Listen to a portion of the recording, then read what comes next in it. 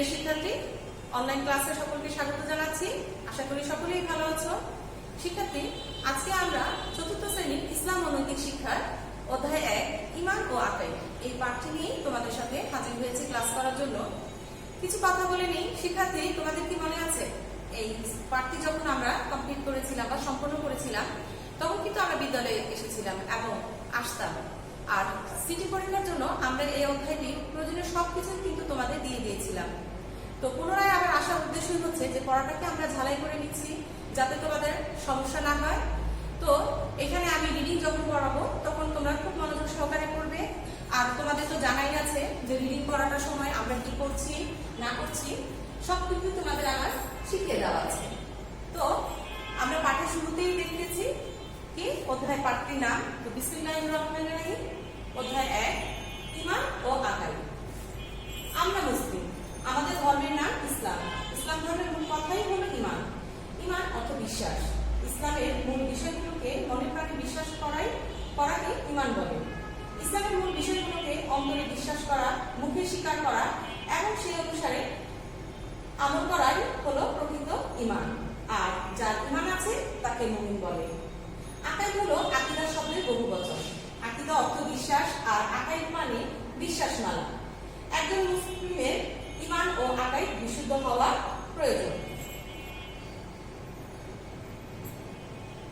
শিক্ষার্থী, এই যে আমরা এতটুকু পাঠের মধ্যে দেখলাম অনেকগুলো দরকারি কথা। ঈমান, আমরা মুসলমান, আমাদের প্রথম কথাই হচ্ছে ঈমান।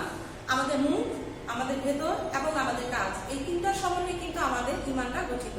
আর আমাদের ঈমানটা হতে হবে বিশুদ্ধ। এখানে ঈমান সম্পর্কিত আমরা সংজ্ঞা দেখলাম, আকীদার বহুবচন জানলাম, মুমিন সম্বন্ধে একটা মানে প্রশ্নের উত্তরের মতো পেলাম। তো এই কথাগুলো আবার পুনরাবৃত্তি করার উদ্দেশ্যটা কিন্তু আমি শুরুতেই বলে দিয়েছি।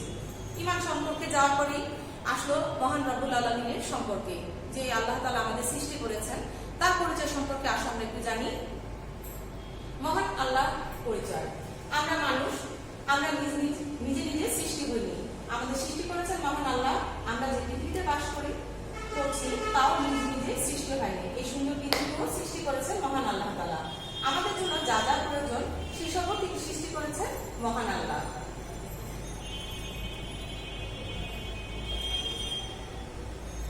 কত বিশাল এই পৃথিবী! এতে আছে পাহাড়, পর্বত, নদী, নালা, খাল, বিল ও গাছপালা। আছে নানা রকম ফল ফলাদি ও ফুল ফসল। আরো আছে নানা রকম পশু পাখি ও জীবজন্তু। এসবই সৃষ্টি করেছেন মহান আল্লাহ। তিনি এসব সৃষ্টি করেছেন আমাদের জন্য। তিনি আলো, বাতাস, পানি ও মাটি সৃষ্টি করে সকল সৃষ্টিকে বাঁচিয়ে রাখেন, লালন পালন করেন। এখানে একজন কবির লাইন সম্বন্ধে আছে। কবির লাইনগুলো তো আমরা আগেই পড়েছি। দেখো, এখানে আল্লাহর গুণকীর্তন সম্বন্ধে আছে। আল্লাহ শুধু সৃষ্টি করেননি, প্রতিটা সৃষ্টির যে প্রয়োজনীয়তা, যে শৃঙ্খলা, যে নিয়মানুবর্তিতা, সেই সবকিছুর জন্য পর্যায়গুলো আমরা এখানে পাচ্ছি। আমাদের মাথার উপর আছে দিগন্ত জোড়া বিশাল আকাশ। আকাশে আছে চন্দ্র, সূর্য, গ্রহ, নক্ষত্র। পৃথিবীর চেয়ে লক্ষ লক্ষ গুণ বড় এক একটি নক্ষত্র। আরো আছে অসংখ্য ছায়াপথ আর নিহারিকা পুঞ্জ।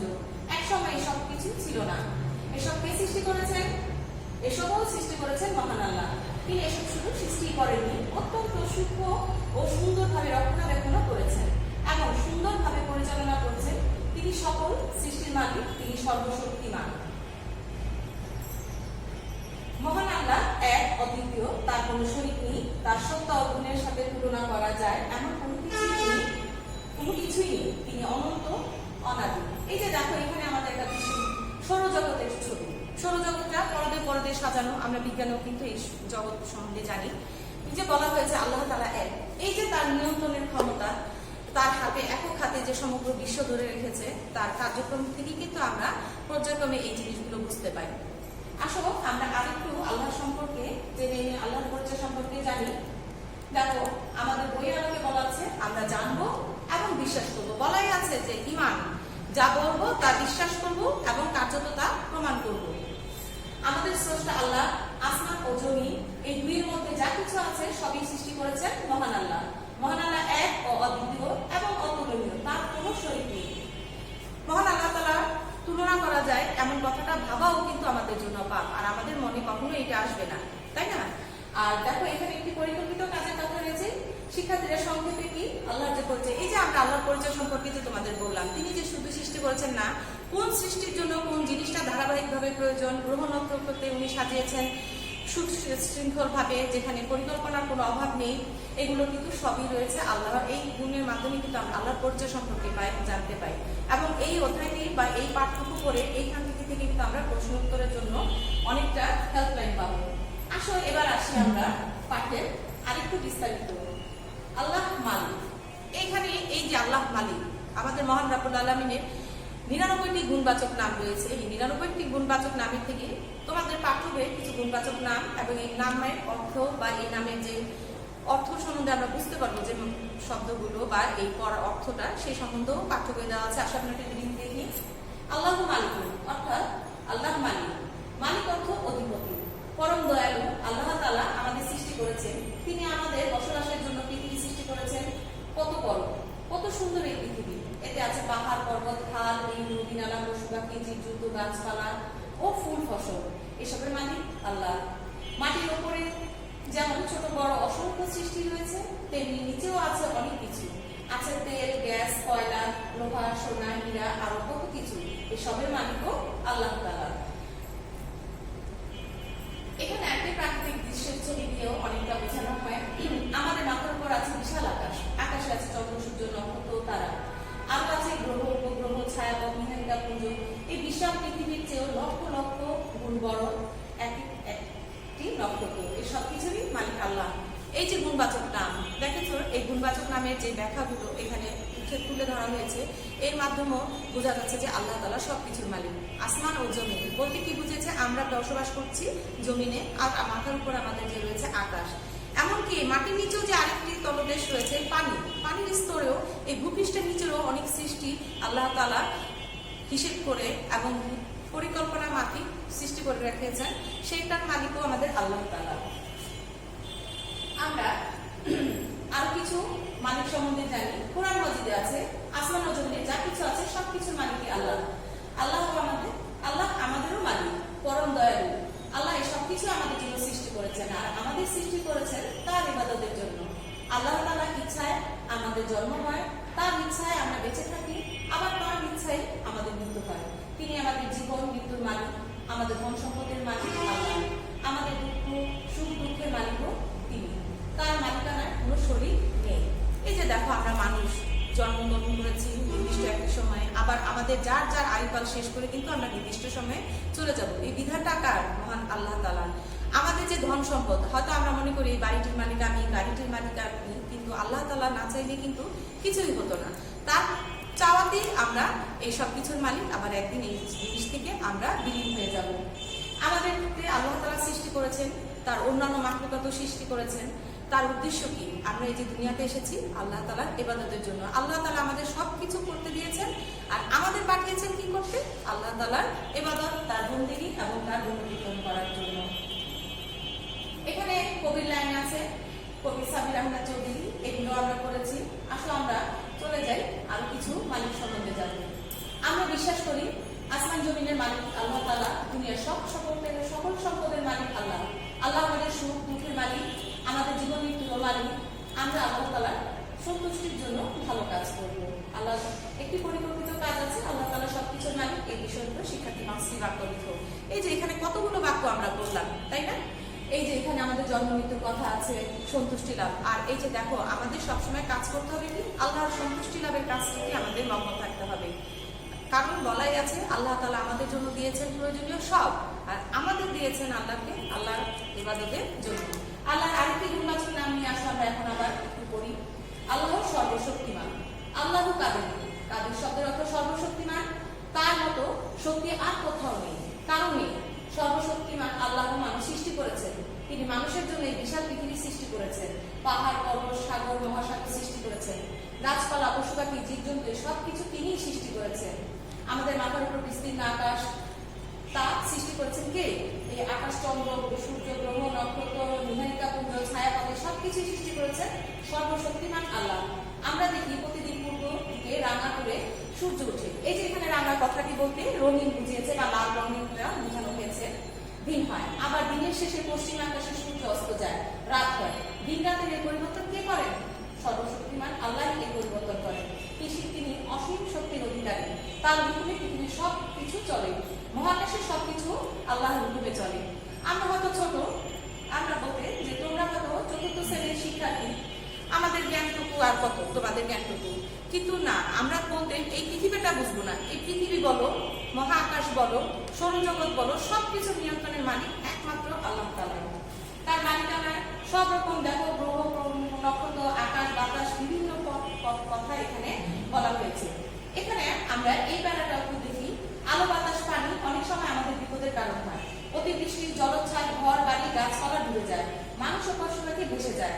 ভূমিকম্প, ঝড় তুফানে ঘর বাড়ি ধ্বংস হয়ে যায়, বড় বড় গাছপালা উপড়ে যায়, সাজানো গোছানো জনপদ লণ্ডভণ্ড হয়ে যায়, আমাদের আশ্রয়টুকু থাকে না। সম্প্রতি ঘটে যাওয়া শ্রীগড় আইরা তাণ্ডবের কথা আমরা আজও ভুলতে পারি। এই ধরনের দুর্যোগে আমরা আল্লাহর উপর ভরসা রাখবো, দুর্গতদের সাহায্যে এগিয়ে আসবো। আলো বাতাস আগুন পানি সবকিছু আল্লাহ তাআলার শক্তির অধীন।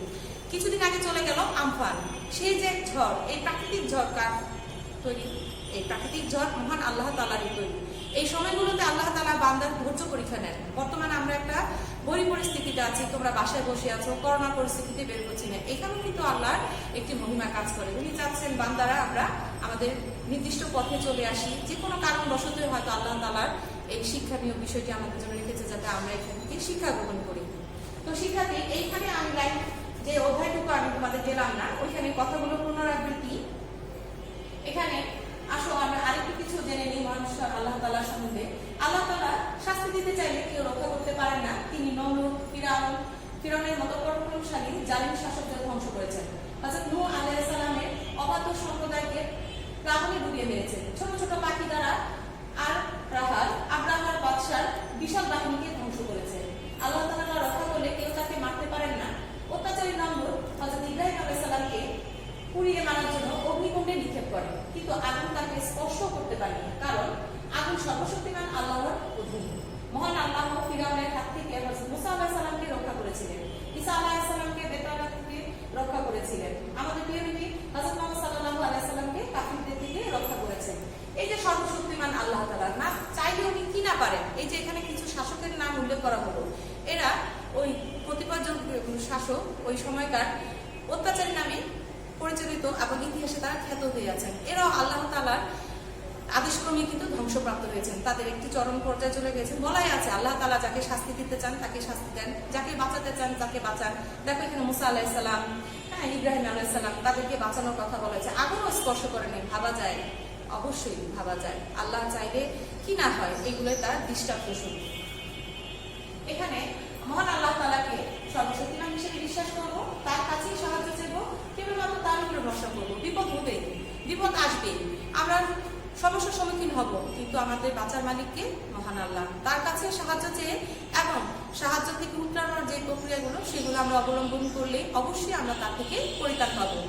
আসো মহান আল্লাহর আরেকটি গুণবাচক নাম সম্বন্ধে আমরা জানি। আল্লাহ শান্তিদাতা, আল্লাহ সালাম। সালাম সালাম শব্দের অর্থ শান্তি, আল্লাহ সালাম অর্থ আল্লাহ শান্তিদাতা। আমাদের মন যখন ভালো থাকে না তখন শান্তি লাগে না, শরীর ভালো থাকলে মন শান্তি থাকে। যখন আমাদের মন খারাপ হয় তখন শান্তি লাগে না, শরীর খারাপ হলেও মনের শান্তি থাকে না। সবাই আমাদের জন্য দোয়া করেন, আল্লাহ আমাদের রোগ মুক্তি করেন, আমরা সুস্থ হই, শান্তি পাই। এই যে আল্লাহ সালামত শান্তি, এই যে আল্লাহ তাআলার যে গুণবাচক শব্দটা, এই শব্দের মাধ্যমে আমরা কি সমস্যা পতিত হলেও আল্লাহর কাছে ধৈর্য ধরি। এখানে শরীর মনের কথা বলা হয়েছে। আমরা মানুষ, আমাদের শরীর এবং মন দুটোই একেবারে ওতপ্রোতভাবে জড়িত। একটা ভালো থাকলে আরেকটা অটোমেটিক্যালি ভালো হয়, এখানটা আমরা সেটা জানবো। আবার এখানে দেখো আমাদের পরিবারের আব্বা আমার অসুস্থতা, আমাদের বিপদ, বন্ধু বান্ধবের অসুস্থতা দিয়ে আমাদের মনের ব্যাপারটা বোঝানো হয়েছে। আমাদের একটা প্রয়োজনীয় জিনিস হারিয়ে গেলে আমরা যে মন কষ্ট পাই, পেলে আবার পরক্ষণে ভালো হয়ে যায়, এই সম্বন্ধগুলো আমাদের বলা হয়েছে। মন খারাপ হয় তখন শান্তি লাগে না, আমরা তাড়াতাড়ি ঝগড়া মিটিয়ে ফেলবো, তাহলে শান্তি লাগবে। এই যে এখানটা আমার বলা হয়েছে কোনো একটি কারণে কোনো বন্ধু বান্ধবের সাথে মন কষাকষি হতেই পারে। আমরা মানুষ, চলাচলের পথে বন্ধুত্ব হয়, শত্রুতা হয়, সেগুলো মিটিয়ে নিয়ে আবার আমাদের স্বাভাবিক জীবনযাপনে ফিরে আসলে আমাদের মধ্যে শান্তি বিরাজমান থাকবে। রাসূল সাল্লাল্লাহু আলাইহি সাল্লাম বলেন, সেই ব্যক্তি সত্যিকারের মানুষ মুসলমান যার মুখ ও হাত থেকে অন্য মুসলমান নিরাপদ থাকে। রাসূল সাল্লাল্লাহু আলাইহি সাল্লাম সবসময় শান্তির জন্য কাজ করতেন। শান্তির জন্য অমুসলিমদের সাথেও সন্ধি করেছেন। এই যে এখানে আমি তোমার যে শান্তি কথাটা বোঝালাম, নবী সাল্লাল্লাহু আলাইহি সাল্লাম কি যে একজন মুসলমানের সবচেয়ে বড় সত্যিকারের পরিচয় হচ্ছে তার মুখ ও হাত। এর মানে কি আমি হাত দিয়ে মারতেছি না, আমার হাত দ্বারা এমন কোনো কাজ যাতে না হয়। ধরো আমি আজকে দুষ্টামি চলে আমার এক বন্ধুর একটা জিনিস লুকিয়ে তাকে কিছুক্ষণ পেরেশানি করলাম, এটাকে তাকে অশান্তি করলাম না? হ্যাঁ, একটা অহেতুক মিথ্যা কথা বলে একজনকে বিপদে ফেললাম। এর জন্য বলা হচ্ছে হাত এবং মুখকে তোমার আরেকজনের বিপদে যাবে কারণ না হয় সেই দিকে খেয়াল করার জন্য। রাসূল সাল্লাল্লাহু আলাইহি সাল্লাম শুধু যে মুসলিমদের জন্যই বন্ধুত্ব সুলভ আচরণ করতেন, শান্তি কামনা করতেন বা ভালো কাজ করতেন তা কিন্তু না, অমুসলিমদের জন্য কিন্তু তিনি শান্তির জন্য কাজ করেছেন। বিভিন্ন তার জীবন দশায় তিনি বিভিন্ন সন্ধি চুক্তি করেছেন এই অমুসলিমদের সাথে। একে অপরের সাথে দেখা হলে আমরা সালাম দিই, শান্তি কামনা করি, বলি আসসালামু আলাইকুম অথবা আপনার উপরে শান্তি ঘোষিত হোক। সালামের জবাবে বলি ওয়ালাইকুম আসসালাম অর্থাৎ আপনার উপর শান্তি ঘোষিত হোক। সালাম বিনিময় একটি সুন্দর নিয়ম, এতে সমাজে শান্তি প্রতিষ্ঠিত হয়। দেখো আমি শিক্ষক, আমি যদি এসে তোমাকে সালাম দিই এটা কিন্তু হাসি কিছু না, এটা হলো তোমাকে আমি শেখাচ্ছি। সালাম মানে বলতেই যে বুঝবো আমরা গুরুজনকে দিব তা কিন্তু নয়। চলার পথে যাকে আমরা দেখবো, বাড়ির আমার যে সহায়কী থাকেন কাজের লোক তাকে দিব, দারোয়ানকে দিব, এভাবে কি হবে একজন রিকশাওয়ালাকে আমরা দিতে পারি।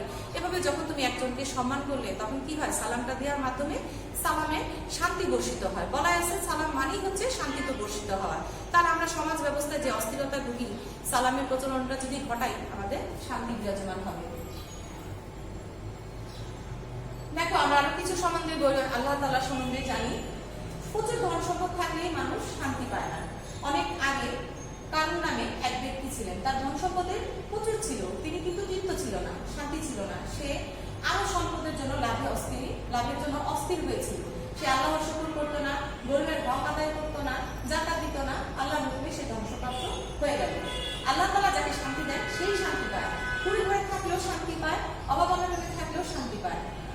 আল্লাহ শান্তি দিলে কেউ তার ক্ষতি করতে পারে না। দেখো শান্তি বিষয়টা একেবারে একটা আপেক্ষিক বিষয়। আমি কিভাবে শান্তিটা পাবো?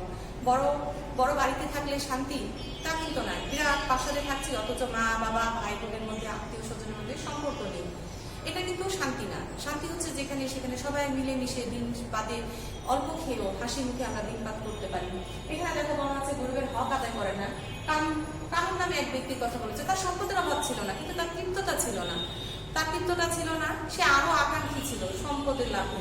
এই রকম মনোভাব থাকলে কিন্তু শান্তি থাকে না। যে গরিবের হক আদায়, আমাদের ইসলামের কি সুন্দর একটি ব্যবস্থা, জাকাত। এই যে এই জাকাত ব্যবস্থাটাই হচ্ছে কি সমাজে শান্তি স্থাপন। জাকাতের মাধ্যমে আমরা কি করি, আমাদের যে বড় ধনীদের যে সম্পত্তির একটি হক আমাদের গরিবরা প্রাপ্য, এটা আমরা বছরান্তে দিয়ে দিচ্ছি। এটাতে কি হয়, গরিবরা সেই অংশ থেকে পেয়ে তারাও জীবন জীবিকা করতে সহায়তা পায়। এই যে একটা বন্টন, সমবন্টনের একটা চিন্তা, এই চিন্তাতে কিন্তু সমাজে শান্তি আসে। কিন্তু এই যে দেখো তুমি যদি গরিবদের এই জাকাতটা না দিতে, যারা ধনী তারা যদি জাকাতটা আদায় না করতো তাদের সম্পদটাও হালাল হতো না। আবার এদিকে গরিবই থেকে যেত, সমাজে একটা অভাব অনটন লেগেই থাকতো। বর্তমান সমাজ ব্যবস্থাও কিন্তু লেগে আছে। দেখা যাচ্ছে যে আমরা ইসলামিক ধ্যান ধারণায় হয়তো চলছি না। এখানে আসো আমরা কিছু কথা আবার দেখি অত্যাচারী শাসকদের সম্বন্ধে। অত্যাচারী শাসক নমরুদ নিজেকে উপাস্য দাবি করেছিলেন। হযরত ইব্রাহিম আলাইহিস সালাম তা মানতে পারলেন না। শাস্তি দেওয়ার জন্য নমরুদ তাকে জ্বলন্ত আগুন কুণ্ডে নিক্ষেপ করলো। আল্লাহ তাআলা আগুনকে বলল, হে আগুন, ইব্রাহিমের জন্য ঠান্ডা হও, শান্তিদায়ক হও। আগুন হযরত ইব্রাহিম আলাইহিস সালামকে স্পর্শও করলো না। একমাত্র আল্লাহ তাআলাই শান্তিদাতা। যারা আল্লাহর হুকুম মেনে চলে তিনি তাদের শান্তি দেন, দুনিয়াতে শান্তি দেন, আখিরাতেও শান্তি দেন। তার একটি গুণবাচক নাম সালাত, শান্তিদাতা। আমরা আল্লাহ তাআলাকে পরম শান্তিদাতা বলে বিশ্বাস করব, তার কাছে শান্তি চাইব, সবার সাথে শান্তিতে বসবাস করব, শান্তির পক্ষে কাজ করব। এই যে আমরা এখানে পড়াগুলো জানলাম, শুনলাম, শান্তিদাতা ইব্রাহিম আলাইহিস সালাম। এরকম আরো তুমি নবীদের ঘটনা একটু আগে শুনলে, তোমার আরো একটা পাঠ্য বইও কিন্তু 5 অধ্যায়তে এই ঘটনাগুলো উল্লেখ করা আছে। আল্লাহ চাইলে কি না পারেন আগুনকে শান্তিদায়ক করে দিলেন। ভাবা যায় এই আল্লাহ যে সর্বময় ক্ষমতাকারী, সর্বশক্তিমান, সালামুন মালিকুন, এই পরিচয়গুলো কিন্তু আমরা এই মাধ্যমেই পেয়ে থাকি। আর এখানটা আমরা পেলাম সর্বশক্তিমান, যে সর্বময় ক্ষমতা, এবং আবার সালাম, শান্তিদাতা। এখন আমাদের মূল বিষয় দাঁড়ালো কি, শান্তির পক্ষে কাজ করব, অশান্তির বিপক্ষে আমরা থাকবো। তো শিক্ষার্থী, এখানে আমরা আল্লাহর পরিচয় সম্পর্কে 3টি গুণবাচক নাম করলাম ব্যাখ্যায়িত সহ। এটা হবে তোমাদের বড় প্রশ্নের জন্য উপকারী। এখন আমরা যে ঈমান ও আকাইদ নিয়ে আজকে ক্লাস করছি সেই ধাপগুলোর মধ্যে, সেই ধাপগুলোর প্রথমেই আসছে শাহাদাত। কালিমায়ে শাহাদাত। শাহাদাত কালিমাতুন শাহাদাতি। কালিমা অর্থ বাক্য, শাহাদাত অর্থ সাক্ষ্য দেওয়া। কালিমা শাহাদাত মানে সাক্ষ্য দেওয়া বাক্য। এই কালিমা দ্বারা তাওহীদ ও রিসালাতের সাক্ষ্য দিই। এ দ্বারা আমরা একমাত্র আল্লাহ তাআলাকে মাবুদ হিসেবে স্বীকার করে নিই। হযরত মুহাম্মদ সাল্লাল্লাহু আলাইহি ওয়াসাল্লামকে আল্লাহর বান্দা ও রাসূল হিসেবে সাক্ষ্য দিই। তাওহীদ ও রিসালাতের উপর ঈমান আনি, এটি ইসলামের মূল বিষয়। কালিমা শাহাদাতের এই বাংলা উচ্চারণগুলো দেখো এখানে আছে। আশহাদু লা ইলাহা ইল্লাল্লাহু ওয়াহদাহু লা শারীকা লাহু ওয়া আশহাদু আন্না মুহাম্মাদান আবদুহু ওয়া রাসূলুহু। এই যে কালিমা শাহাদাত, এতক্ষণ যে এক আল্লাহ একত্ববাদ সম্বন্ধে আমরা জানলাম, এই কালিমা শাহাদাত আমাদের সেই একত্ববাদের পরিচয়টি দিচ্ছে। কালিমা শাহাদাতে দেখো দুটি অংশ। একটি অংশে সাক্ষ্য দিচ্ছে মহান আল্লাহ এক, অদ্বিতীয়, তার কোনো শরীক নেই। আরেক অংশে সাক্ষ্য দিচ্ছে রাসূল সাল্লাল্লাহু আলাইহি সাল্লাম হচ্ছে আল্লাহর প্রেরিত পুরুষ। দেখো প্রথম অংশে কি আছে? আশহাদু লা ইলাহা ইল্লাল্লাহু আমি সাক্ষ্য দিচ্ছি যে আল্লাহ ছাড়া কোনো মাবুদ নেই, তিনি এক, তার কোনো শরীক নেই। এই প্রথম অংশ দ্বারা আমরা আল্লাহ আমাদের স্রষ্টা, পালনকারী, রিজিকদাতা, পরম দয়ালু একমাত্র আল্লাহকে মাবুদ হিসেবে স্বীকার করি। আর এই সাক্ষ্য দিই আল্লাহ ছাড়া অন্য কেউ ইবাদতের যোগ্য নয়। এই যে শিক্ষার্থী দেখো এখানে আমাদের স্রষ্টা, পালনকারী, রিজিকদাতা, পরম দয়ালু, এগুলো কিন্তু আল্লাহর গুণবাচক নাম। এই প্রশ্নগুলো কেন বললাম? আমরা কিন্তু এই সম্বন্ধে জানি যে আল্লাহর গুণবাচক নামের প্রশ্ন আসলে উত্তর হিসাবে আমরা এই জিনিসগুলো দিতে পারি। ওয়াহদাহু দ্বারা আমরা আল্লাহ তাআলার একত্ববাদের স্বীকারোক্তি করি। আর লা শারীকা লাহু দ্বারা শিরক বাতিল করার ঘোষণা দিই, যে হচ্ছে যে আল্লাহ এক, অদ্বিতীয়, এর কোনো বিকল্প আমরা চিন্তাই করব না। কারণ শিরক হলো তাওহীদের বিপরীত। একজন মুমিন কোনো রকম শিরকে লিপ্ত হতে পারে না। আমরা জানি আল্লাহর কোনো শরীক নেই। এতক্ষণ পর্যন্ত আমরা যে রিডিং গুলোতে আসলাম, এখানে কিন্তু তার প্রমাণ পাওয়া যায় মহান আল্লাহ তাআলা এক এবং অদ্বিতীয়। দ্বিতীয় অংশে ওয়াহদাহু ওয়াশহাদু আন্না মুহাম্মাদান আবদুহু ওয়া রাসূলুহু, আমি আরো সাক্ষ্য দিচ্ছি নিশ্চয়ই মুহাম্মদ সাল্লাল্লাহু আলাইহি সাল্লামের বান্দা ও রাসূল।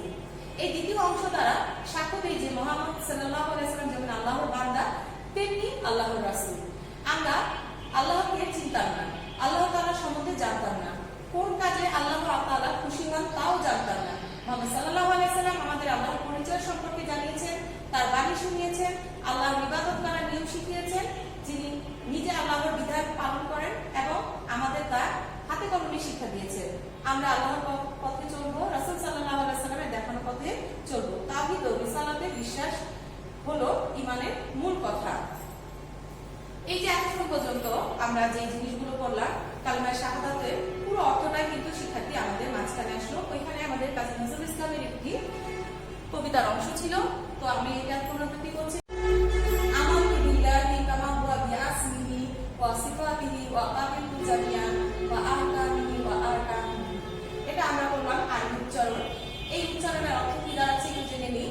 আমি ঈমান আনলাম আল্লাহর উপর, ঠিক তেমনি যেমন আছেন তিনি, তার সব নাম ও গুণাবলী সহ, আর মেনে নিলাম তার সব হুকুম, আহকাম ও বিধিবিধান। ঈমান অর্থ বিশ্বাস, আর মুজমান অর্থ সংক্ষিপ্ত। ঈমান মুজমান মানে সংক্ষিপ্ত বিশ্বাস। ঈমানের মূল বিষয়গুলো, ইসলামের মূল বিষয়গুলোকে সংক্ষেপে বিশ্বাস ও স্বীকার করাকে বলে ঈমান মুজমান। ঈমান মুজমান দ্বারা সংক্ষিপ্ত কথায় ঈমানের ঘোষণা দেওয়া হয়। আমাদের মাবুদ মহান আল্লাহ, তিনি এক, অদ্বিতীয়, অতুলনীয়, তার কোনো শরীক নেই, তার আছে অনেক সুন্দর গুণবাচক নাম। আল্লাহর সত্তায় যেমন বিশ্বাস করতে হয়, তেমনি তার সিফাত বা গুণাবলীতেও বিশ্বাস করতে হয়। তার সত্তার সাথে কারো তুলনা করা হয় না, তেমনি তার গুণের সাথে তুলনা করা যায় না, এমন কিছুই নেই। আল্লাহ তাআলা বলেন তার মতো আর কোনো কিছুই নেই। একজন মুমিন মুসলিমকে আল্লাহ তাআলার একত্ব সত্যের বিশ্বাসী হতে হবে, তার গুণাবলীতে বিশ্বাস করতে হবে, তার উপর আল্লাহর আরকান বা বিধিবিধান গ্রহণ করতে হবে, তার আদেশ নির্দেশ মেনে চলতে হবে। আমাদের জন্য যা কল্যাণকর, যা ভালো, তিনি তা গ্রহণ করতে বলেছেন, আর যা অকল্যাণকর, মঙ্গল বর্জনীয়, তা বর্জন করতে বলেছেন। এই গ্রহণ ও বর্জন মিলেই হলো ঈমান। ঈমান মুজমান খুব সংক্ষিপ্ত, কিন্তু এই বিষয়বস্তু ব্যাপক, এর তাৎপর্য গভীর। আমরা আল্লাহ তাআলার সত্তা ও গুণাবলীতে বিশ্বাস করব, মহান আল্লাহর বিধিবিধান ও আদেশ নির্দেশ মেনে চলব। শিক্ষার্থী, আমরা মুজমালেতেও সেই জিনিসগুলো কিন্তু পুনরাবৃত্তি ঘটলাম। এখানে আসো আমরা ইমামে মুফাসসল এই জিনিসটা ইমাম মুফাসসলটা একটু দেখি। আমানতু বিল্লাহি কামা হুয়া আমানতু বিল্লাহি ওয়া মালাইকাতিহি ওয়া কুতুবিহি ওয়া রাসূলিহি ওয়া ইয়াউমিল আখির ওয়াল কাদরি ওয়া খায়রি ওয়া শাররি মিনাল্লাহি তাআলা আল ওয়াসি বাদাল মাউত। এই যে ইমানে মুজমাল দেখালো আমাদের সংক্ষিপ্ত, আর ইমাম মুফাসসাল আমাদের একটু বিস্তারিত যাচ্ছে। এই ইমামে মুফাসসাল এখানে দেখো, আমি ঈমান আনলাম আল্লাহ তাআলা, তার ফেরেশতা, তার কিতাব ও তার রাসূলগণের উপর। আমি ঈমান আনলাম শেষ দিবস ও তকদীরের ভালো মন্দ যা আল্লাহর পক্ষ থেকে হয় এবং মৃত্যুর পরে পুনরুত্থান। এখানে আমাদের ইমাম মুফাসসালের বিষয়গুলোকে 7টি বিষয় দেওয়া আছে। এখানে আমি তোমাদের জাস্ট রিডিংগুলো হুবহু দিলাম না। 7টি বিষয় দেখো কি, আল্লাহ, ফেরেশতা, কিতাব, রাসূলগণ, শেষ দিবস, তাকদীর, মৃত্যুর পর পুনরুত্থান। এই বিষয়গুলো কিন্তু আমরা আগেই অবগত হয়েছি। আবার একটু দেখছি শুধু পড়ার থেকে। আর এখন দেখো এখানে আমাদের ইমানের প্রথম অংশ আল্লাহ তাআলার উপর বিশ্বাস। ইমানের প্রথম কথাই হলো আল্লাহ তাআলার উপর বিশ্বাস। আমরা বিশ্বাস করি মহান আল্লাহ তাআলার তার সত্তায় এক ও অদ্বিতীয়, তার কোনো শরীক নেই, তিনি তার গুণাবলিত অদ্বিতীয়, অতবিধ, তিনি অনাদি অনন্ত, তিনি প্রথম, তিনি শেষ, যখন কোনো কিছুই ছিল না তখন ছিলেন তিনি। আবার একদিন সবকিছু ধ্বংস হয়ে যাবে, তখন তিনি থাকবেন। মহান আল্লাহ সবকিছু জানেন, সবকিছু শোনেন ও দেখেন। আসমান জমিনের সবকিছু তার সৃষ্টি, তিনি সকল সৃষ্টির পালনকর্তা, তিনি পরম দয়ালু, তিনি সবকিছুর মালিক। আমরা ভালো কাজ করলে তিনি খুশি হন, মন্দ কাজ করলে তিনি অসন্তুষ্ট হন। আমরা আল্লাহর উপর ভরসা রেখে ভালো কাজ করব। এই কথাগুলো নিয়ে আমরা আগেও বলেছি। আর এখন আসো একটু পরবর্তী ইমানের যে আরেকটা ধাপ সেখানে যাচ্ছি। ইমানের দ্বিতীয় বিষয় মালাইকা বা ফেরেশতাগণের বিশ্বাস। ফেরেশতাগণ আল্লাহ তাআলার বিশেষ সৃষ্টি, তারা নূরের তৈরি, নূর মানে আলো। তারা আল্লাহর আদেশে বিভিন্ন কাজে নিয়োজিত। তারা কখনো আল্লাহর হুকুম অমান্য করেন না, তাদের পানাহারের প্রয়োজন নেই। আল্লাহর রিজিকই তাদের জীবিকা, তাদের সংখ্যা একমাত্র আল্লাহই জানেন। তাদের মধ্যে 4 জন প্রসিদ্ধ। আমি এখানে তোমাদের সারসংক্ষেপে যাচ্ছি। আর তোমরা নিশ্চয়ই পড়া থেকে বুঝতে পারছো যে জিনিসগুলো আমরা আগেও কিন্তু এই কথাগুলো, ইমানের কথাগুলো ঘুরে ফিরে কিন্তু একই হচ্ছে, যার কারণে আমি তোমাদের হুবহু রিডিংটা যাচ্ছি না। দেখো এখানে আমাদের ফেরেশতাদের কথা একটু বলে নিই। আল্লাহর সৃষ্টি বলতে শুধু যে আমরা মানুষ তা কিন্তু না, এক গ্রুপ আছে, তা হচ্ছে ফেরেশতা। আমাদের যেমন খাবার দাবার লাগে তাদের লাগে না, এবং তাদের সংখ্যা অসংখ্য সংখ্যা। আল্লাহ বিভিন্ন কাজে বিভিন্ন রকম ভাবে ওনাদের সৃষ্টি করেছেন, নিয়োজিত রেখেছেন। এর মধ্যে আমরা 4 জনের সম্বন্ধে জেনে নিই। হযরত জিবরাইল আলাইহিস সালাম, তিনি নবী রাসূলগণের কাছে আল্লাহর ওহী নিয়ে আসতেন। ওহী মানে আল্লাহর বাণী। এই যে কোরআন মাজিদ আমরা কিভাবে পেলাম? এই যে হযরত জিবরাইল আলাইহিস সালাম এর মাধ্যমে আল্লাহ তাআলা আমাদের কাছে নবী সাল্লাল্লাহু আলাইহি সাল্লাম দিয়ে তার কাছে আসেন, আর নবী সাল্লাল্লাহু আলাইহি সাল্লাম আমাদের কাছে তা নিয়ে এসেছেন। হযরত মিকাইল আলাইহিস সালাম, তিনি জীবের জীবিকা বন্টন ও মেঘ বৃষ্টির দায়িত্ব আছেন। হযরত আজরাইল আলাইহিস সালাম, তিনি আল্লাহর হুকুমে জীবের জান কবজ করেন। জান কবজ মানে এই যে আমাদের জীবন, একসময় আমরা মৃত্যু প্রণীত হই। মৃত্যু হই কখন? যখন আজরাইল ফেরেশতা আমাদের ভিতর যে রূহ সেটা নিয়ে চলে যায়, তখনই আমরা মৃত ব্যক্তি পরিণত হই। ইসরাফিল আলাইহিস সালাম, তিনি সিংহার হাতে আল্লাহর আদেশে অপেক্ষা আছেন। তিনি প্রথম ফুঁক দিবেন, তাতে সকল সৃষ্টি ধ্বংস হয়ে যাবে। দ্বিতীয় ফুঁক দিবেন, তখন সবকিছু আবার ফিরে পাবে। একজন ফেরেশতা আছেন যারা মানুষের ভালো মন্দ কাজের হিসাব রাখেন, তাদের বলে কিরামান কাতিব, মানে সম্মানিত লেখক করেন। মুনকার নকির নামে আরো 2 জন ফেরেশতা আছেন, তারা কবরের প্রশ্ন করবেন আল্লাহ, রাসূল ও দ্বীন সম্বন্ধে। আল্লাহর অনুগত বান্দারা এসব প্রশ্নের উত্তর দিতে পারবেন। এই যে আমরা ফেরেশতাদের প্রধান 4 জন ফেরেশতা দেখলাম, জিবরাইল, মিকাইল, আজরাইল, ইসরাফিল। একজন আমাদের বাণীর বাহক, ওহী আনতেন। একজন আমাদের খাদ্য বন্টন, খাদ্য মেঘ বৃষ্টি বন্টনে আছেন। আরেকজন আছেন জীবন কবজ করার, সকল জীবের জান উনি নিয়ে যাবেন আল্লাহর কাছে, আল্লাহর হুকুমে। আরেকজন আছে সিংহায় ফুঁক দেওয়ার আদেশে আছেন। এক ফুঁকে পৃথিবী ধ্বংস হয়ে যাবে, আরেক ফুঁকে সেই পুনরুজ্জীবিত হয়ে যে আমাদের পুনরুত্থান হয় সেটা হবে। আসলে আমার ইমানের তৃতীয় বিষয় যাই কিতাব, আসমানি কিতাব। এখানে আমরা জানবো আসমানি কিতাব সম্বন্ধে। আসমানি কিতাব কি, এটা কিভাবে আসে? নবী রাসূলগণ যে আমরা পড়লাম, আমরা জানতাম না আল্লাহর সম্বন্ধে, কাজের সম্বন্ধে শিক্ষা দিলেন কে? নবী রাসূলগণ। এই নবী রাসূলগণ আমাদের যে শিক্ষা দিয়েছেন, যে বাণী সমষ্টির মাধ্যমে, তাই হলো আসমানি কিতাব। এখানে আসমানি কিতাবের সংখ্যা বলা আছে, সংখ্যাটা দেওয়া আছে। আসমানি কিতাব হলো 104 খানা, বড় 4 খানা, তার মধ্যে 100 খানা ছোটগুলোকে সহিফা বলা হয়। সহিফা আবার দেওয়া আছে অর্থ পুস্তিকা। এখানে আমরা যাবতীয় জিনিস কিন্তু আগেও পড়েছি, যার কারণে আমি তোমাদের সারসংক্ষেপে একটু বুঝিয়ে দিলাম। এই যে 4টা বড় কিতাব সম্বন্ধে আমরা জানলাম যে 104টার মধ্যে 4টা বড়, সেই 4টা বড়র মধ্যে দেখো তাওরাত হযরত মুসা আলাইহিস সালামের উপর অবতীর্ণ, জাবুর হযরত দাউদ আলাইহিস সালামের উপর অবতীর্ণ হয়েছে, হযরত ইনজিল হযরত মুসা আলাইহিস সালামের উপর অবতীর্ণ হয়েছে, কোরআন মাজিদ হযরত মুহাম্মদ সাল্লাল্লাহু আলাইহি সাল্লামের উপর অবতীর্ণ হয়েছে এবং এটি হচ্ছে সর্বশেষ আসমানি কিতাব। এরপর কোনো আর আসমানি কিতাব আসেনি আর আসবো না, কারণ আমাদের নবী সাল্লাল্লাহু আলাইহি ওয়াসাল্লাম ছিলেন সর্বশ্রেষ্ঠ এবং সর্বশেষ নবী এবং রাসূল, এবং তার উপরে যেই কিতাবটি নাযিল হয় সেটি ছিল সর্বশেষ আসমানি কিতাব। কোরআন মাজিদ সম্পর্কে আসমানি কিতাব, কোরআন মাজিদ সর্বশেষ আসমানি কিতাব। এতে আছে কিয়ামত পর্যন্ত বিশ্বের সকল মানুষের সব রকম সমস্যার সমাধান, ভালোবাসা, শিক্ষা। আমরা সকল কিতাব বিশ্বাস করবো, আল কোরআন মাজিদের শিক্ষা মেনে চলবো। তৃতীয়ত আছে দেখো আমাদের এখানে চতুর্থ বিষয় আছে নবী রাসূলগণের উপর বিশ্বাস। আগেই জেনেছি হিদায়াতের জন্য নবী রাসূলগণকে পাঠিয়েছেন, তাদের অভিবাণী দেওয়া হয়েছে। এইভাবে এরকম আমাদের মানবতাবাদী আর আমাদের নবী রাসূলগণ যারা ছিলেন তারা ছিলেন নিঃস্বার্থ, নির্লোভ, সত্যবাদী, অমায়িক ব্যবহারে। তাদের কাছে একজন ধনী যেমন ব্যবহার পেতেন, একজন দরিদ্র তেমন ব্যবহার পেতেন। তাদের মুখের ভাষা ছিল মধুর, কারণ তারা আসছেনই রিসালাতের কাজ নিয়ে। রিসালাতের কাজের দায়িত্ব তো সকলেই করতে পারে না, নবী রাসূলের দায়িত্ব বড় মহৎ। এর জন্য আল্লাহ তাআলা অমন ব্যক্তিদেরই বেছে এই দায়িত্ব দিয়েছেন। আর এখানে আমাদের কতিপয় পরিচিত জন্য নবী রাসূলের নাম উল্লেখ করা আছে। এই নামগুলো তোমরা ভালো মতো দেখবে, কারণ এই নামগুলোর মাধ্যমে কিন্তু আমরা প্রশ্নের উত্তর পাবো। আর আমাদের হবে কি নবী রাসূলের যে শিক্ষা সেই মেনে আমরা চলব। পঞ্চম, শেষ দিবসের বিশ্বাস। আমরা যে দুনিয়ার চিরদিন বেঁচে থাকি না, এই জায়গাটাতে আমরা বুঝবো যে আমরা যে মানুষ, এই জগৎটা হচ্ছে ইহলোক, আর আমরা মৃত্যুর পরে যে জীবনটি পাবো সেটা হলো পরকাল।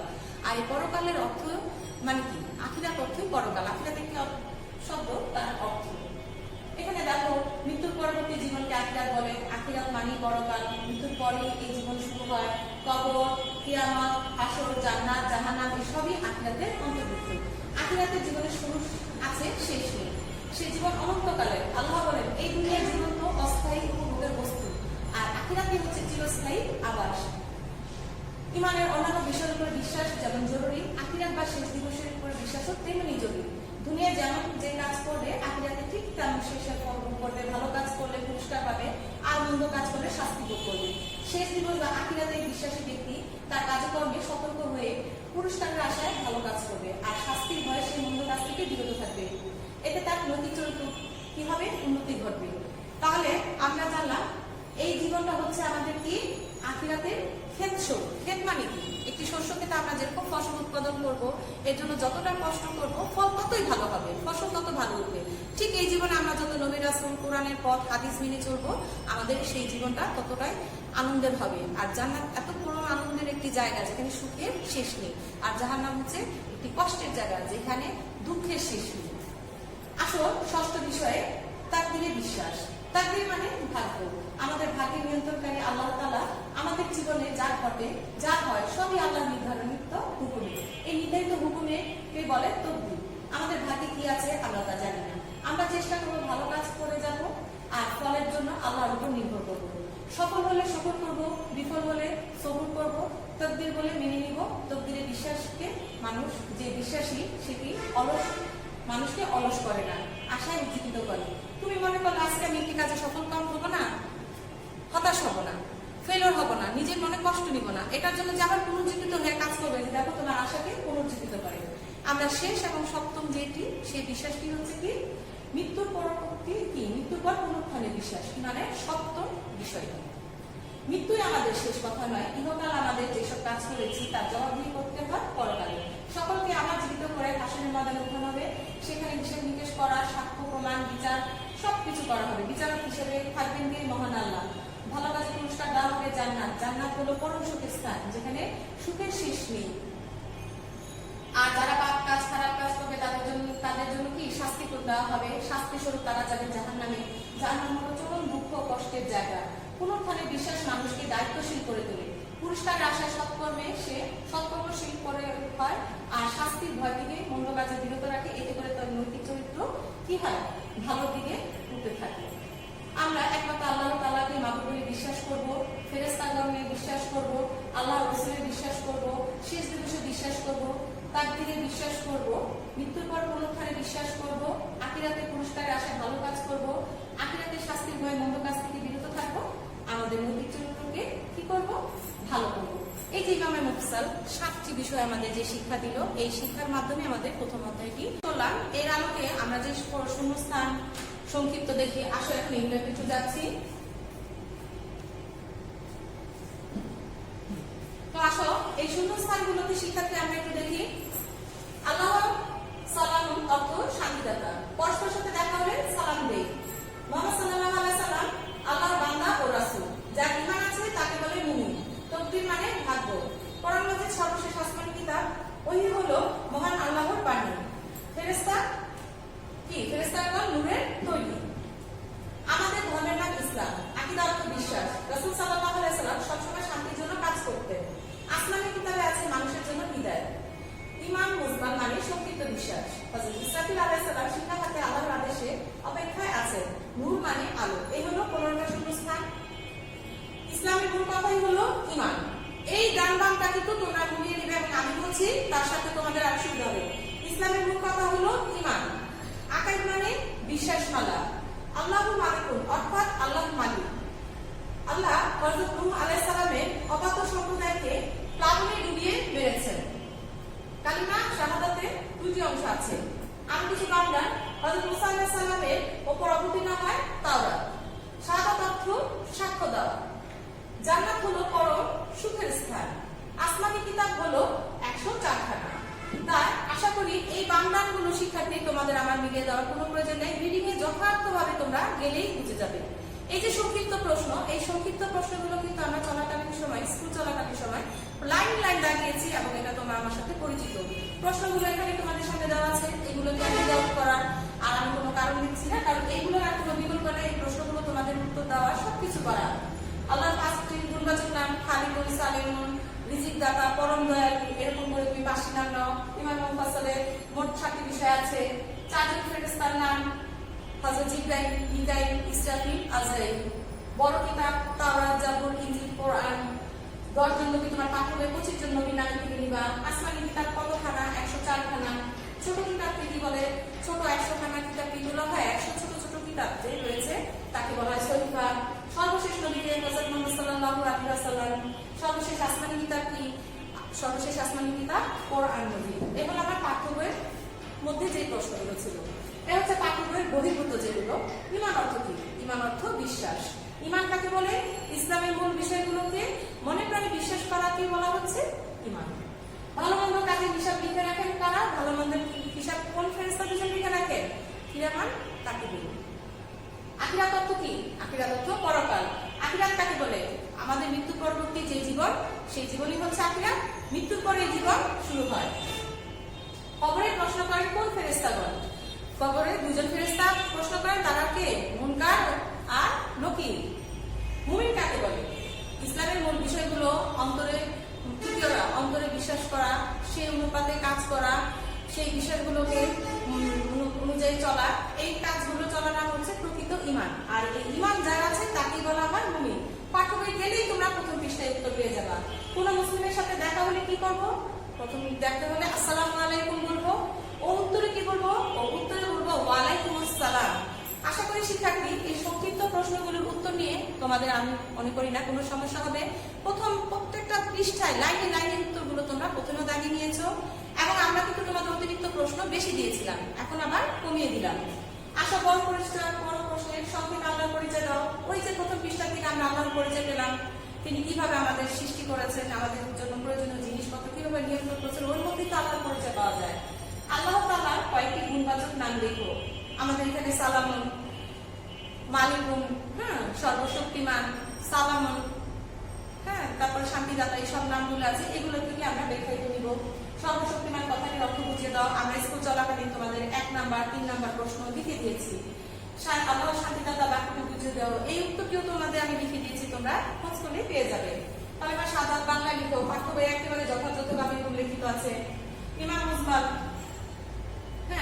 ঈমান মুজমাল অর্থ সহ বাংলা লিখো, পাঠ্য বই উল্লেখিত আছে। ঈমান মুফাসসাল উল্লেখিত বিষয়গুলো, ওই যে আমরা 7টি বিষয় যেভাবে পাঠ্য বই আমরা প্রথম সিটি পরীক্ষার জন্য দাঁড়িয়েছিলাম ওইভাবে লিখো। আল্লাহর উপরে বিশ্বাস কথাটি বুঝিয়ে লেখো। প্রসিদ্ধ ফেরেশতাদের নাম ও তাদের কাজের বর্ণনা। 4 ফেরেশতা, তাদের কি কাজে নিয়োজিত আছেন। আসমানি কিতাব কাকে বলে? একটু আগে আমরা পড়লাম। সংক্ষেপে সর্বশেষ আসমানি কিতাবের বর্ণনা, কোরআন মজিদের বর্ণনা আমাদের পাঠ্য বইয়ে একদম উল্লেখ করা আছে। আর এখানে এই পাঠের আলোকেই আমরা কিন্তু বড় প্রশ্নগুলোকে যোগ্যতা ভিত্তিক বানিয়ে নিই, সেটা তোমরা জানো, ক্লাসেও আমরা তোমাদের এই পরিকল্পনা দেখিয়েছিলাম। তো শিক্ষার্থী, এতক্ষণ তোমরা আমার সাথে রইলে, তোমাদের প্রয়োজনীয় জিনিসগুলো আবার মনে করিয়ে দিলাম। ভালো থাকবে, সাথে থাকার জন্য ধন্যবাদ।